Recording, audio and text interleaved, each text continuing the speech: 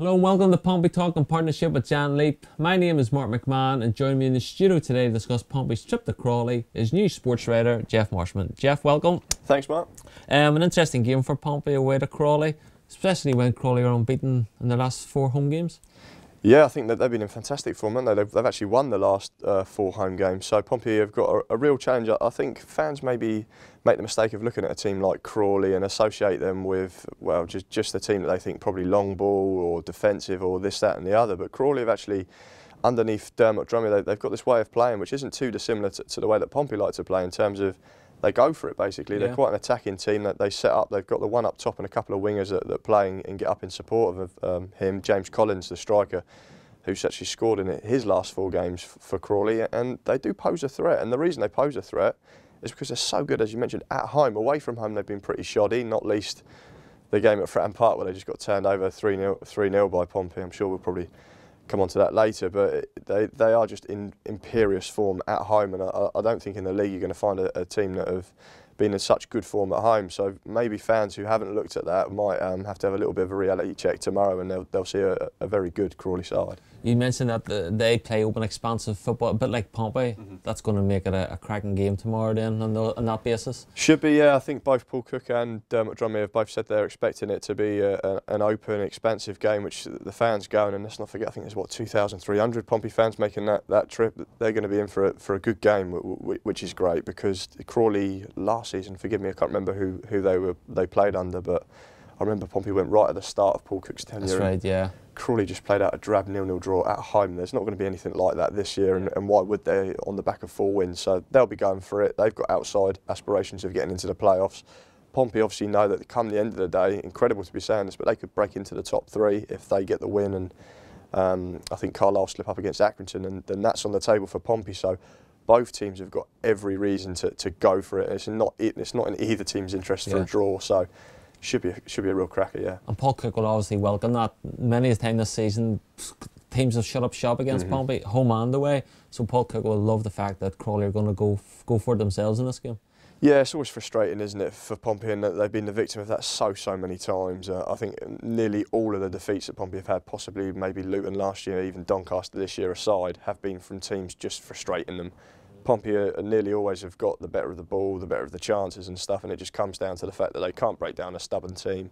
They concede from a set play, something like that, and they lose a game. I think they always welcome a battle where a team just goes, right, we're just going to play toe-to-toe with you, we're going to go for a chance, you're going to go for a chance, let's see how it plays out. And I think Pompey, with the quality that they've got, they will always back themselves at this level to get the better of a game like that. So fingers crossed, Pompey can get a positive result tomorrow, but I would say watch out for Crawley at the moment and the way that they're playing. Well, we're anticipating Pompey going 4-4-2, a bit like what they did against Leyton Orient. Is that a good thing or a bad thing whenever you consider what's in store on Saturday?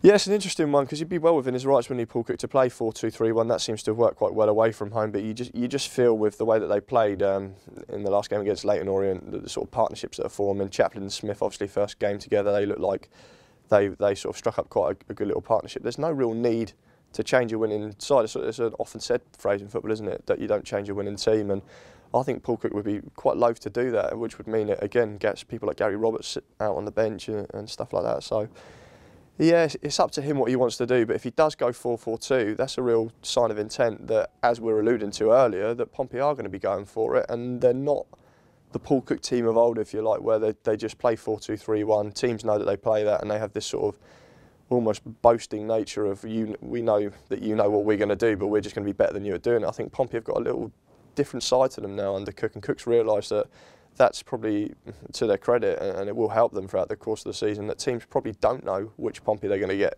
lined up against them, and hopefully whichever side, whatever formation he picks tomorrow can show up and build on last weekend. You mentioned Connor Chaplin and Michael Smith, that combination up front. Yeah. How important is it that their combination clicks on Saturday?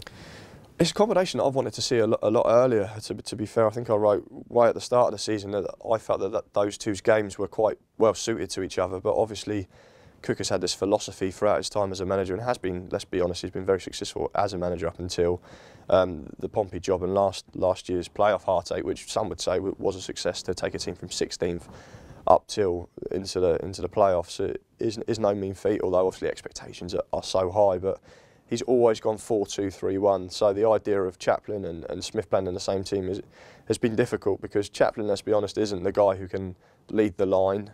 Smith is, but then if Smith's leading the line, Chaplin's not going to be there playing as one of the attacking midfield players behind him, because we've got an absolute wealth of quality in those positions. So it's taken a change in formation and style to put them together. But now that they are playing with the two up front, I think they complement each other very, very well. I think you've got Smith, they're sort of the archetypal, you don't really want to pigeonhole them, but they are little and large partnership, aren't like they? Nell Quinn and Phillips, yeah. People like that, and it does seem to work. Like, what's Smith's best attributes? Holding the ball up, bringing others into play, but what's he being frustrated by?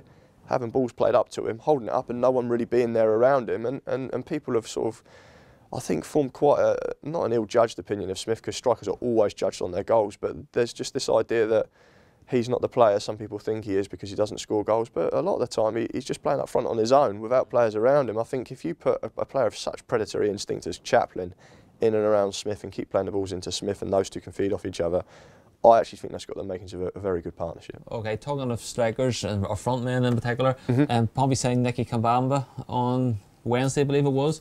Are we expecting him to be included in the squad, or what do we know about him? La Kabamba. Yes, many lads before Kabamba. La Kabamba. I'm going for 5. I went with 5 too, but anyway. Yeah, sorry. More important things. No, I don't think there's anything more important than getting that one sorted out. But no, Kabamba, yeah, follows Jamal Lowe across from Hampton and Richmond. A real show that Pompey aren't afraid to go into non-league, and Paul Cook has said it actually on the back of today's paper that he thinks there is quality in non-league football. And I mean, you've only got to see people like Charlie Austin, Jamie Vardy, the names go, Andre Gray, whoever, that there is good quality, and especially up front in non-league. I feel like if you score goals a league or two below, you can keep scoring them, can't you? And Kabamba, he's got, 26 goals this season, something like that. Absolutely incredible record, and Lowe as well. So fair play, give him a chance. I mean, he's not going to be on huge wages. He's not going to have cost a huge amount of money for Pompey to bring him in. But what he does offer is an unknown quantity at this level. And I think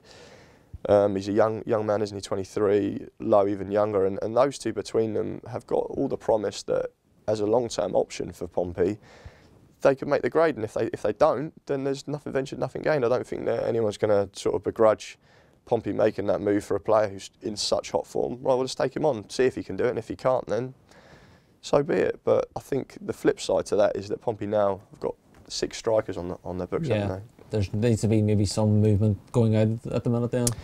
Well, I'd suggest so. I mean, we might read more from Paul Cook on that over the weekend, but basically you've got 6 strikers, and a lot of the season, although Pompey have now gone with 2 up front, they've been playing with 1 up front, and who's not to say that will come back in throughout the course of the season. So what you can't have is 6 strikers in your match day 18, can you? So some are going to be surplus to requirements, whether it makes Kabamba wait a little bit for his chance, or Curtis Maynard's obviously sidelined with a bit of an injury niggle at the moment, which seems to be continuing, and then Noel Hunt, and there's just too many. I think, that's just me personally, I think 6 strikers is too many at a club, and if you brought 2 in the transfer window, surely 1 minimum needs to go. So whether Pompey are able to do some business throughout the rest of the January transfer window and offload a striker, and that potentially brings in a bit more money on wages or whatever to reinforce elsewhere, then so be it. But for me, 6 strikers is just too many. Fair enough.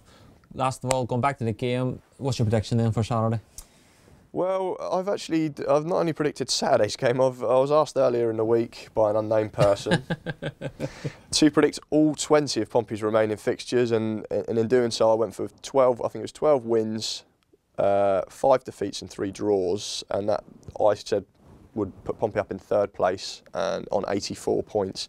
And this particular game I went with a draw, so if I said anything other than that, then I'd just be a liar. Yeah, I'd be a liar. I'd be an embarrassment. So I'm going to go for 3-0 Pompey win. No, I think it'll be a 1-1 draw. And to be honest with you, 1-1 draw, an open game, I guess here. Yeah. It's not to say there'll be chances, but often Pompey haven't been able to take them. There's been frustration. I mean, we've been to games earlier in the season where Pompey, was it Carlisle, the opening game of the season? Pompey had 25 shots on goal and still only scored the 1. So I'll go with 1-1. I think that's what could happen. I'll back James Collins of Crawley to score for them. I think he's in great form, and then hopefully one of Smith or Chaplin can notch for Pompey. I mean, well, hopefully Pompey can win, but I just see this one being a little tighter than some people possibly think. So I'll go with 1-1, Mark. Okay, thanks for your thoughts then, Jeff. You've been watching Pompey Talk in partnership with Jan Leap. We'll see you all again soon. Goodbye.